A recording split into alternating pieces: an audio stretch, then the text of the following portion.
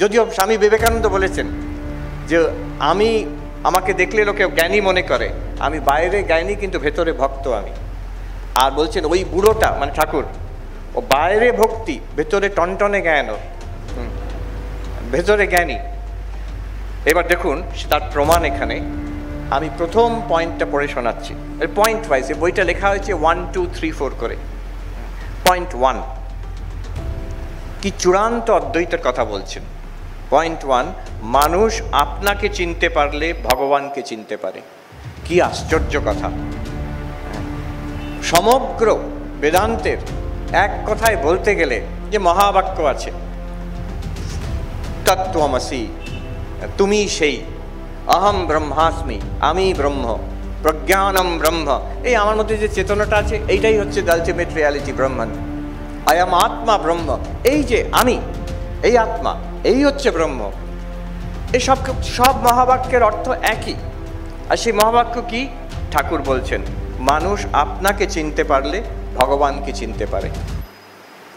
এই মহাবাক্য, এটা মহাবাক্যের ডেফিনেশন। জীব ও ব্রহ্ম ঐক্য, জীব আর ব্রহ্মের যেটা ঐক্য যে প্রতিপাদন করে বাক্য, সেটা মহাবাক্য। এই তো জীব আর ব্রহ্মের ঐক্য প্রতিপাদন করলো।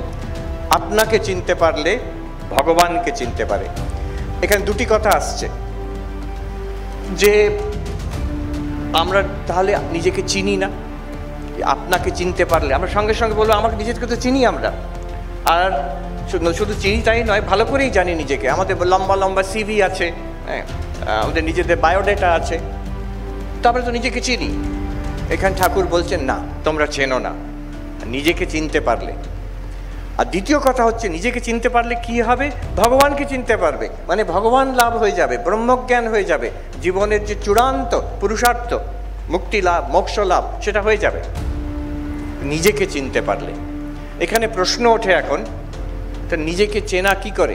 আমার খালি মনে পড়ছে আজ থেকে 1000 বছর আগে প্রকাণ্ড পণ্ডিত ছিলেন বাচস্পতি মিশ্র, অদ্বৈত বেদান্তের পণ্ডিত।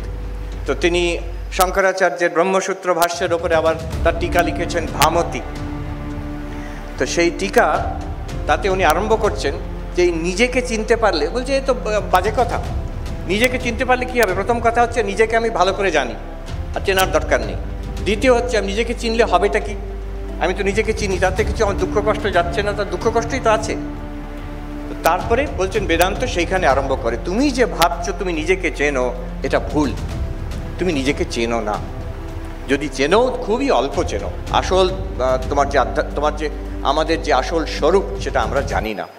দ্বিতীয়, যদি সেই আসল স্বরূপকে জানা যায় তাহলে তার মহান লাভ। তার লাভ কি? দুঃখ কষ্টের পারে যাবে আর মুক্তি লাভ করবে, আনন্দ লাভ করবে। আধ্যাত্মিকতা কি জন্য? আমরা সব শুনে থাকি যে আমরা জীব, আমরা জন্ম জন্মান্তরের ঘুরপাক খাচ্ছি, আমরা অনেক জন্ম পার করে মনুষ্য জীবন লাভ করেছি। আমাদের ধর্মগ্রন্থ বলে যে এই মনুষ্য জীবনে সাধন ভজন করে ভগবান লাভ করতে হবে। ইহা চেদবেদিত অথ সত্যমস্তি ন চেদিহা বেদিত মহতি বিনষ্টি। কেন উপনিষদ বলছে এই জন্মে যদি তুমি ভগবান লাভ করতে পারো তাহলে অনন্ত লাভ তোমার। জন্ম সফল হয়ে গেল, জন্ম জন্মান্তর সফল হয়ে গেল। আর যদি লাভ না করতে পারো বিশাল ক্ষতি, একটা বিরাট বড় সুযোগ হারিয়ে ফেললে। তাই মানুষ জন্ম পেয়েছি আমরা সাধন ভজন করে ভগবান লাভ করব, মুক্তি লাভ করব, দুঃখের পারে যাব।